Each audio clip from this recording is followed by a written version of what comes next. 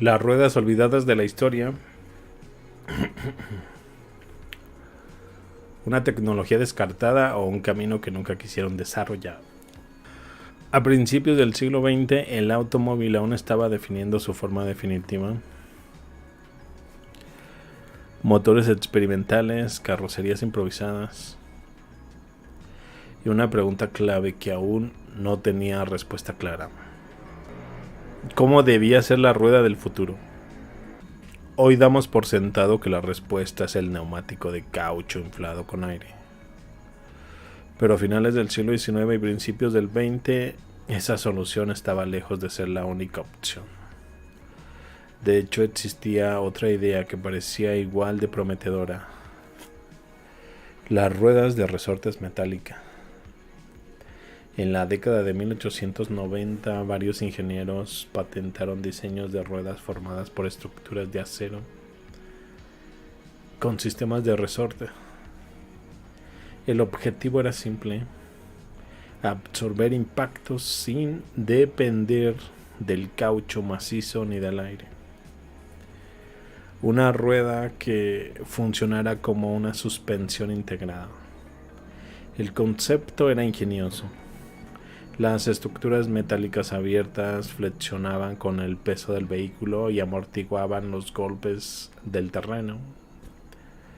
En teoría podían ser más resistentes que los neumáticos. No se pinchaban, no necesitaban inflarse y soportaban cargas pesadas. Durante un tiempo esta tecnología parecía tener un futuro real.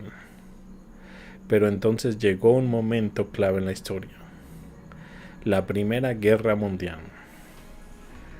1914-1918 los ejércitos se enfrentaron a una escasez creciente de caucho.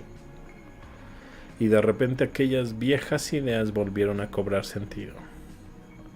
1917, algunos vehículos militares alemanes comenzaron a experimentar nuevamente con ruedas metálicas de resorte. Las imágenes son sorprendentes: automóviles avanzando sobre estructuras abiertas de acero, como si pertenecieran a una línea evolutiva distinta del automóvil moderno. Durante un breve periodo parecía posible que el futuro del transporte tomara otro camino tecnológico, pero ese camino nunca prosperó. Después de la guerra, el neumático de caucho se convirtió en el estándar global. Las ruedas de resorte desaparecieron casi por completo del desarrollo automotriz, y aquí aparece la pregunta inevitable: ¿por qué? La explicación oficial suele ser técnica.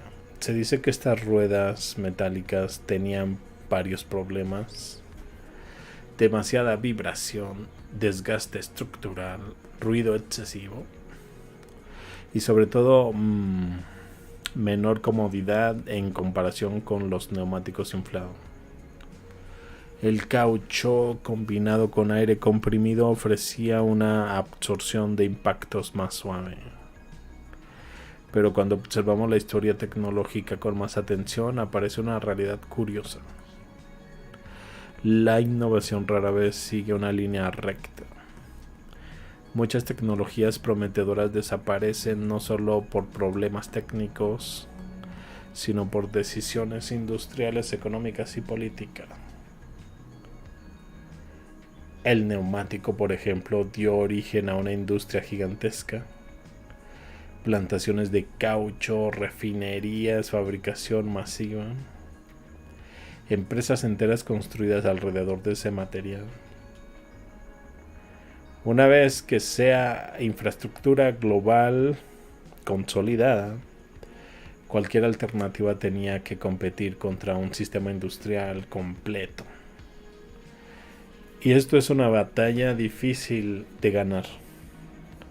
Entonces surge una reflexión: ¿las ruedas de resorte desaparecieron porque eran realmente inferiores o porque el mundo ya había apostado todo al caucho? Hoy, más de un siglo después, la idea no ha desaparecido del todo. Ingenieros modernos siguen experimentando con ruedas sin aire, sistemas metálicos flexibles e incluso estructuras impresas en 3D. Curiosamente, algunas de estas soluciones se parecen mucho a aquellos diseños olvidados de finales del siglo XIX, como si la tecnología estuviera redescubriendo el camino que alguna vez se abandonó. ¿Cuántas innovaciones del pasado quedaron archivadas? No porque fueran imposibles, sino porque la historia tecnológica eligió otra ruta. Porque cuando vemos aquellas ruedas metálicas rodando en fotografías de 1917, lo que estamos mirando no es solo una curiosidad mecánica, es un recordatorio de algo más profundo. Que el progreso no siempre consiste en inventar cosas nuevas. A veces consiste en recordar ideas que el mundo decidió dejar atrás. Los túneles bajo el Hudson, ingeniería del siglo XX o una infraestructura anterior redescubierta. A primera vista, esta imagen parece una simple ilustración técnica antigua. El título lo dice claramente: Hudson y Manhattan, túneles, Nueva York City. Un diagrama que muestra varios túneles ferroviarios atravesando el río Hudson, conectando Nueva York, Nueva Jersey City, Hoboken y Newark. Según la historia oficial, estos túneles fueron construidos a principios del siglo XX e inaugurados entre 1908 y 1911. Y hoy forman parte del sistema que conocemos como PATH, PATH. Pero cuando observamos la ilustración con atención aparecen preguntas interesantes. Porque lo que vemos aquí no es un simple túnel, es un sistema subterráneo completo. Múltiples tubos paralelos, diferentes niveles, trenes circulando en varias direcciones, intersecciones bajo el lecho del río. Todo esto atravesando uno de los ríos más importantes de Estados Unidos. Y entonces surge la primera pregunta: ¿cómo se construyó algo así hace más de 100 años? Estamos hablando de excavar bajo el fondo de un río, controlar filtraciones de agua, mantener precisión estructural, instalar vías, ventilación y sistemas eléctricos. Todo ello en una época en la que no existían tuneladoras gigantes modernas, sensores digitales ni modelado por computadora. La explicación oficial habla de una técnica llamada escudo de túnel, un método de ingeniería desarrollado en el siglo XIX que permitía excavar gradualmente mientras se instalaban anillos de acero o hierro para sostener el túnel. También se utilizaban cámaras de aire comprimido para evitar que el agua entrara durante la excavación. Pero incluso aceptando esa explicación, el proyecto sigue siendo impresionante. Porque construir un solo túnel bajo un río ya es una hazaña. Aquí estamos viendo varios túneles simultáneos conectando diferentes ciudades. Entonces aparece otra duda interesante. Cuando estos proyectos comenzaron, Nueva York ya tenía una red subterránea sorprendente, extensa. Subterráneos, túneles de servicio, infraestructura ferroviaria, conductos de agua y energía. Algunos investigadores se preguntan algo curioso. ¿Todo este sistema fue realmente construido desde cero en apenas unas décadas? ¿O parte de esa infraestructura ya existía y fue ampliada o adaptada con el tiempo? No sería algo totalmente inusual. Muchas ciudades del mundo han reutilizado infraestructuras antiguas. En París, por ejemplo, el metro se construyó aprovechando galerías previas. En Londres, algunos túneles se conectaron con estructuras subterráneas más antiguas. Y en muchas ciudades europeas existen niveles subterráneos olvidados que fueron redescubiertos durante obras modernas. Entonces la pregunta no es necesariamente si los ingenieros del siglo XX podían construir estos túneles. Probablemente podían. La verdadera pregunta es otra. ¿Estamos viendo todo el proceso o solo el capítulo final de una infraestructura más antigua que fue ampliada? La ilustración también revela otro detalle curioso. Los túneles aparecen organizados con una precisión geométrica notable, casi como si tomaran parte de un sistema planificado a gran escala. Eso implica estudio geológico, cálculo estructural complejo, coordinación entre múltiples ciudades, todo ello realizado mucho antes de la era digital. Y sin embargo, muchas veces cuando se habla de esta época se presenta la tecnología como relativamente limitada. Pero las evidencias muestran algo diferente.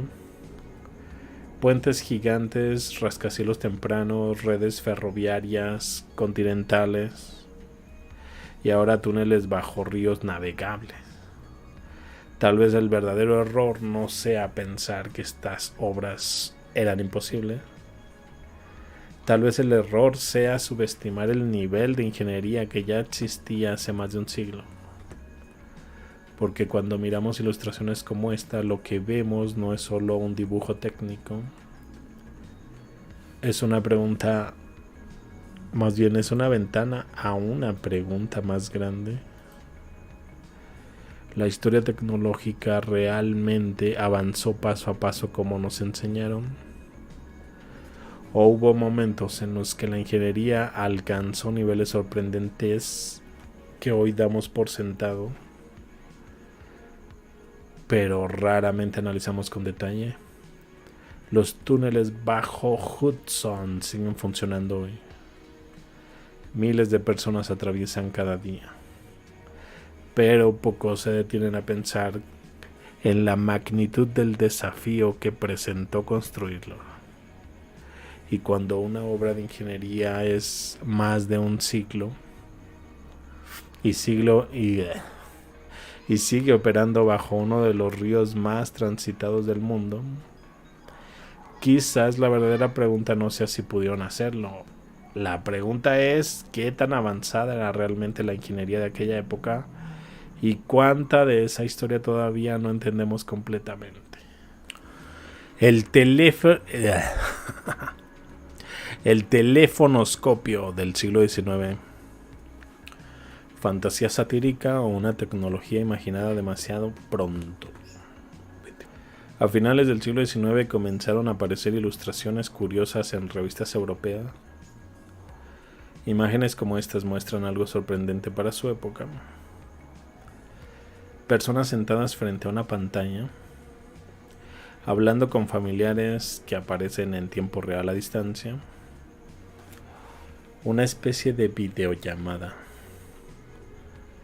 En una de las ilustraciones se lee claramente: el telefonoscopio de Edison transmite luz además de sonido. 1879. Punch Almanac.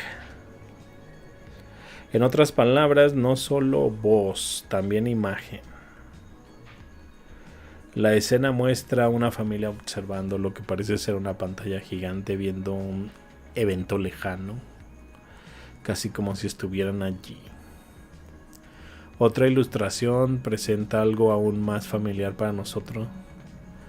Un hombre sentado frente a varias ventanas visuales, donde aparecen miembros de su familia repartidos por el mundo, cada uno sosteniendo una copa, celebrando juntos, aunque estén separados por miles de kilómetros.